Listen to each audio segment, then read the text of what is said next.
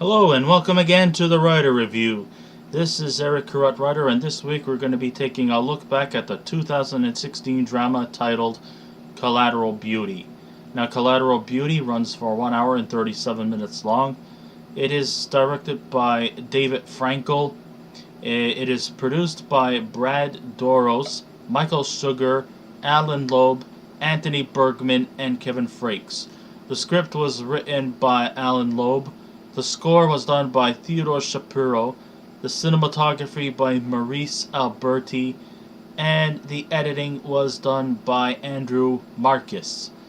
And the stars of the movie are Will Smith, Edward Norton, Kate Winslet, Keira Knightley, Michael Pena, Naomie Harris, Helen Mirren, Jacob Lattimore, Enrique Murciano, Kylie Rogers, and Dowd.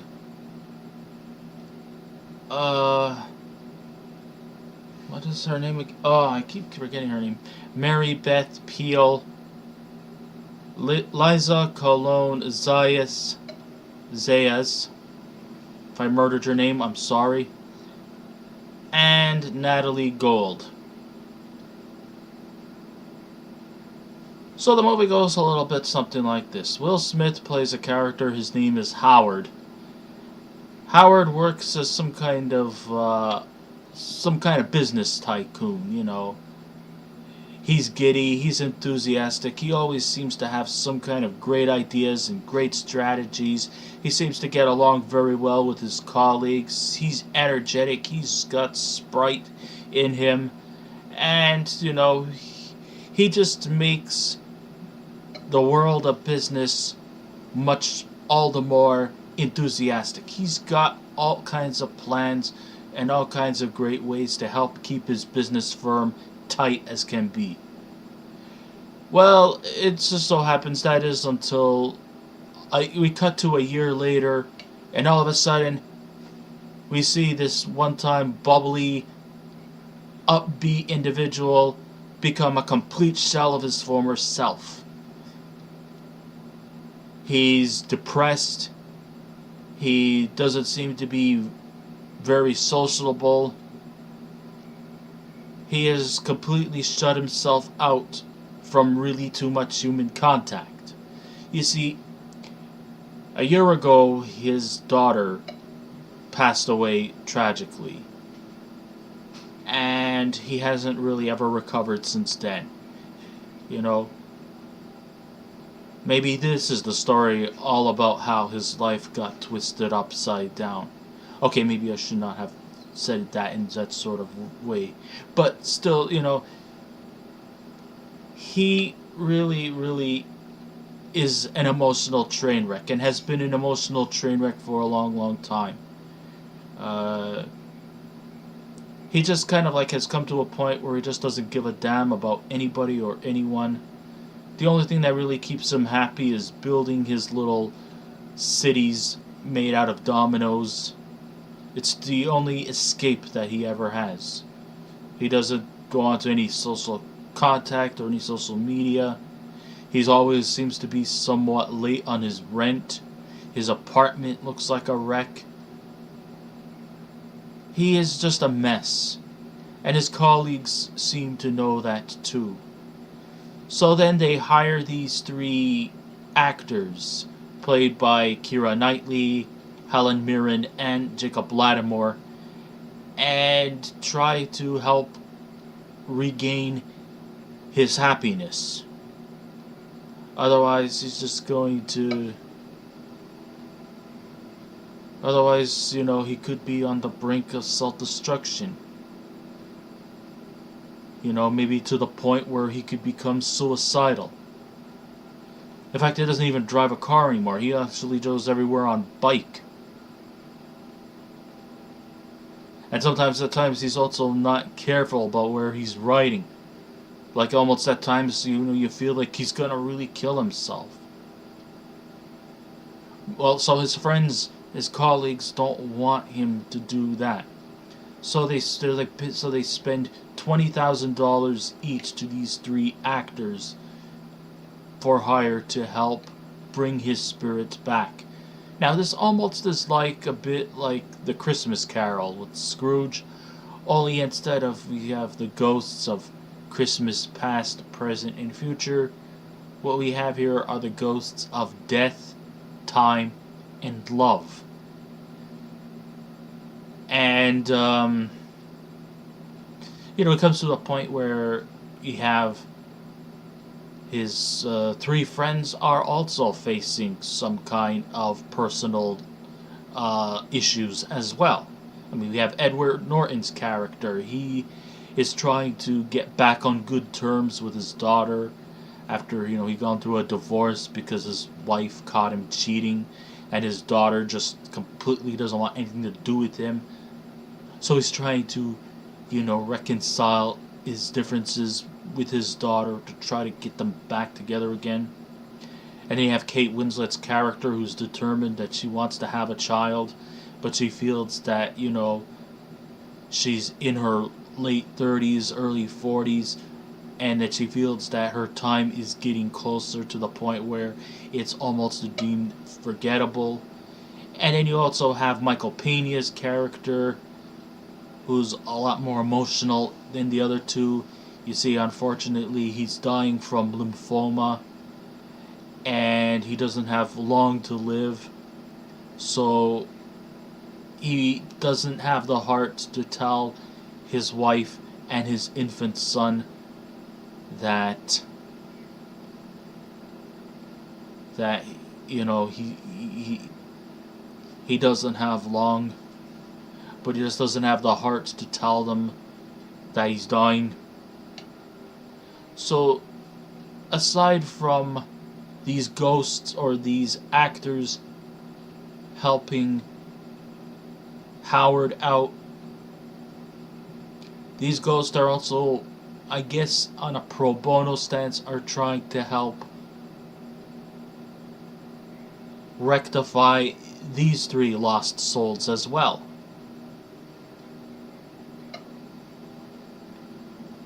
And the question that we ask is, will they ever pull through? Will they be able to help Howard just as much as they need as much help as him? You think everything will come out on a positive way? I mean, I know this is a pretty sad, dour, depressing film. And you know what? It doesn't matter whether you're a guy or a girl. If you have a tissue box near you, it's okay. It's alright to cry. It's okay for girls, and it's okay for guys if they want to get emotional. Because let's face it, this is a very emotionally charged movie. I'm just telling you a warning if you wish to see something like this. Now, over the years, Will Smith has shown to be a well-rounded performer. And it's just a crime shame that Collateral Beauty was plagued with such negative slack from the critics, complaining that they're for reasons that are just so unnecessary, it's almost laughable. Why? Just because we're not looking at the happy-go-lucky Will Smith, the giddy, excitable guy, just because we're not watching him face off against aliens or being in some kind of big, heavy-duty blockbuster movie, or just teaming up with Martin Lawrence in a Bad Boys type of scenario, that you are expecting maybe something else? Oh, come on now. Will Smith is practically one of the most versatile performers in the movie industry. I mean, he's a man of 1,000 faces. I mean, he'll make you laugh. He'll make you cry. He'll make you excited. He is capable of performing in any kind of genre that's thrown from him. Whether it be high-strung comedies, whether it be fast-paced action stuff. If there's anybody who can dish out as much bravado. It comes from the sake of Will Smith. Granted, he has been in his share of comedies, action, science fiction, and blockbuster films. But I have to ask myself, what was his best dramatic performance before Collateral Beauty? I don't know. Well, I Am Legend is, kind of sci-fi, but it does have some dramatic elements to that. You could say that.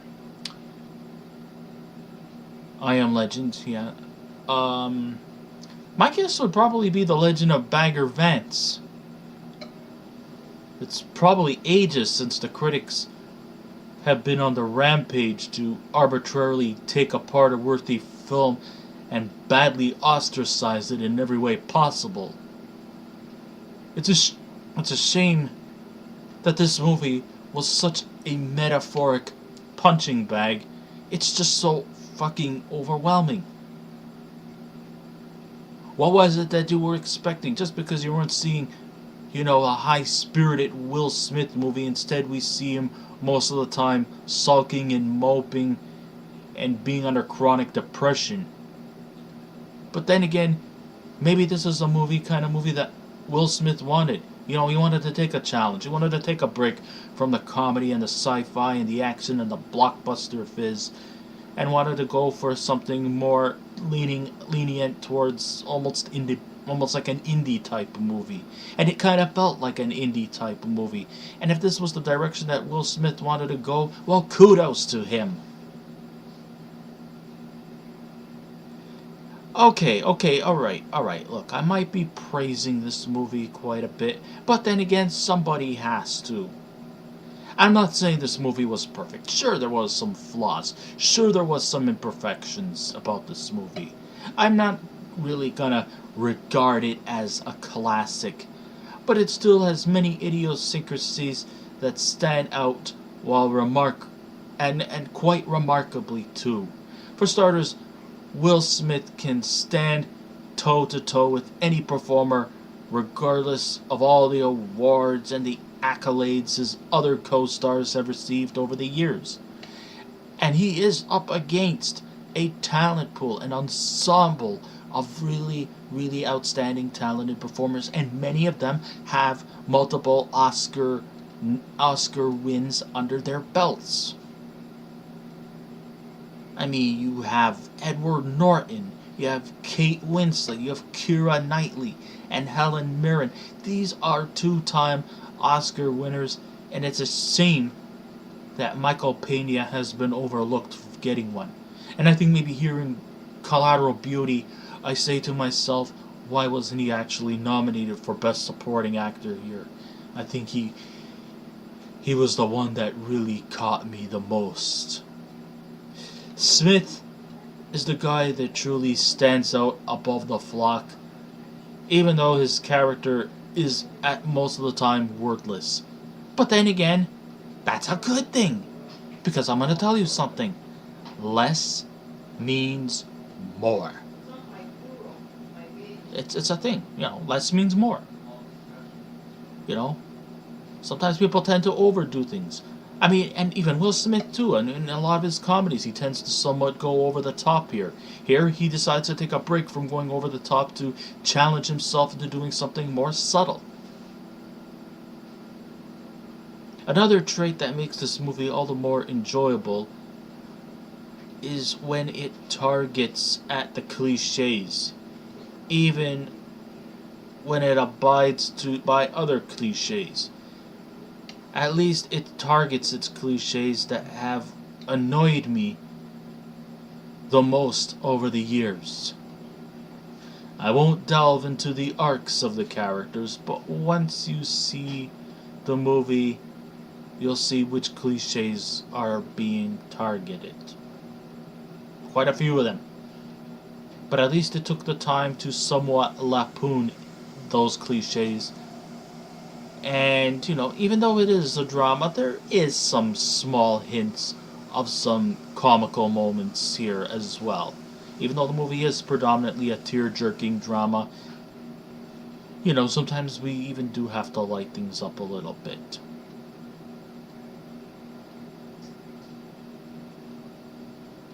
And one of the more surprising elements that makes this movie work was the very little spoilers that were seen in the trailers.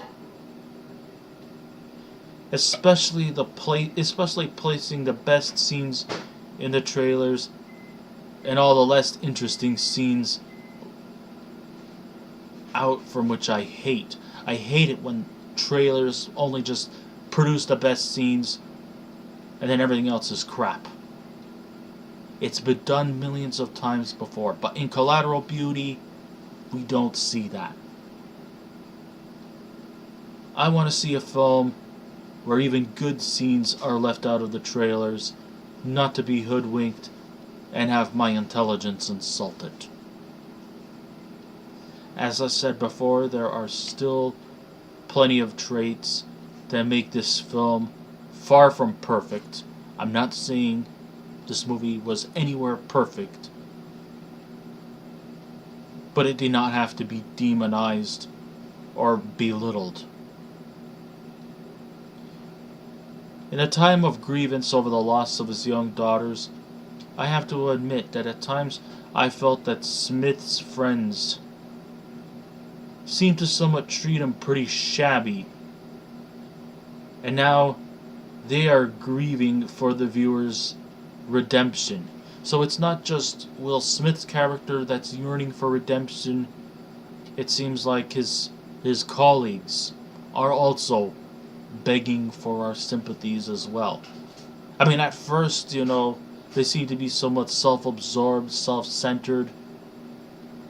But then once they start, hiring these actors to play the roles of time, death, and love,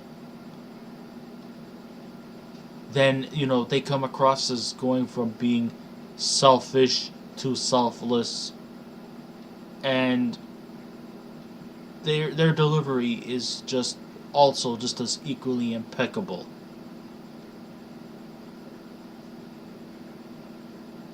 I don't think, but the thing of the matter is,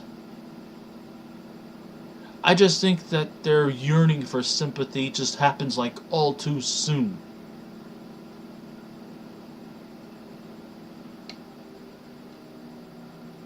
So you think that just for a minute that we should just overcome their selfish ways and just to take sympathy for them right away?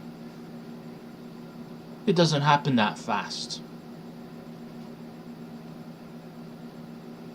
The film definitely does persuade us that we should go into that process and think everything they said can be forgiven. However, the swerve in Smith's character was so rushed, making it feel kind of unnatural, and the twist was just way too ironic to be solved. That's what I think where the biggest weakness was. I mean, at once, in the early goings of this movie, we couldn't really take too much sympathy for his characters. They all seemed, his friends, his colleagues seemed to come across as being kind of selfish in their sentiments. But then once, we realize that they're facing problems of their own, then all of a sudden, we should just, overcome their negative ways and to just take sympathy for them that quickly? I don't think so. It doesn't happen that fast.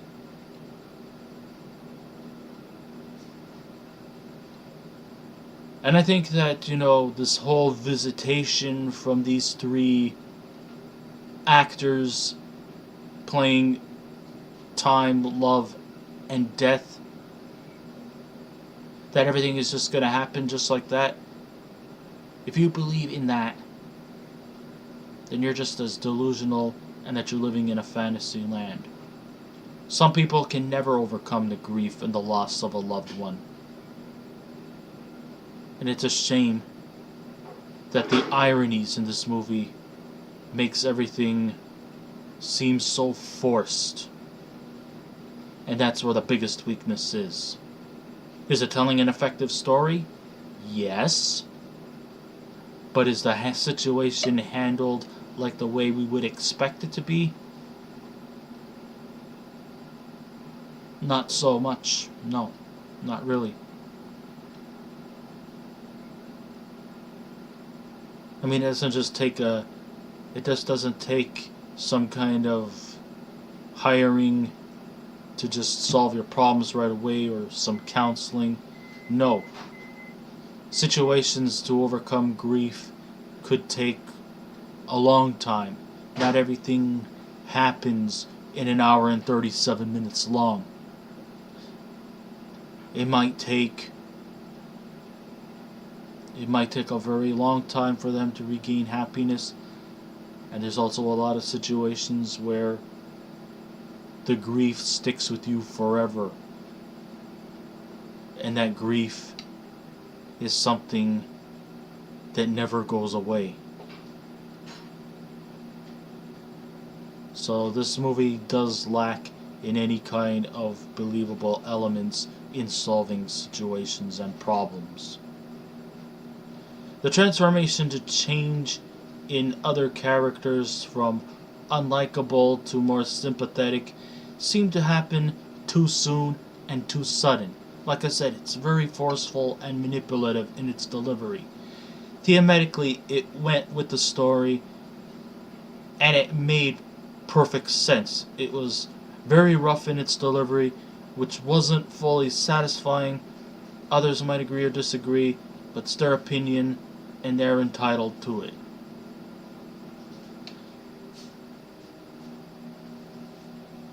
So, when the smoke clears, Collateral Beauty is truly a great film, which did not deserve the negative backlash from the critics. I said it's a great film, but I did not say it was perfect. Far from it. I won't classify it as a masterpiece, but I don't think of it as utter trash.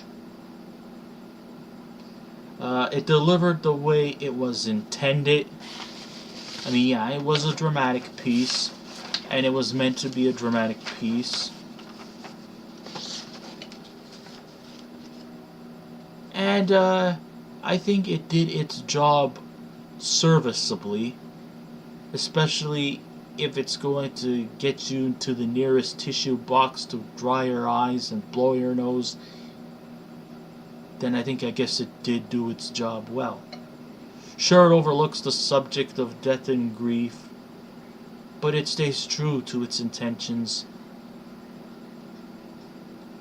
And it is meant to tug at your emotions.